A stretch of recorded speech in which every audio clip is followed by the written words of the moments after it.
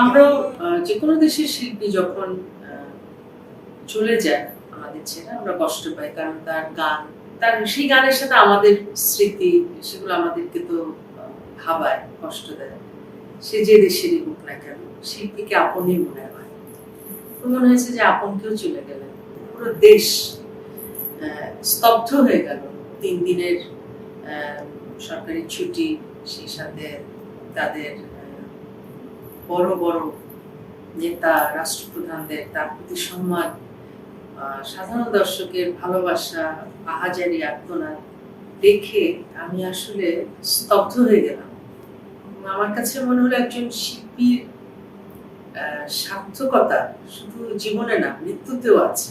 জুবিন গার্গ দেখিয়ে গেলেন যে মানুষের ভালোবাসা যে কোনো বাঁধ মানে না, মানুষের ভালোবাসা যে রয়ে যায়।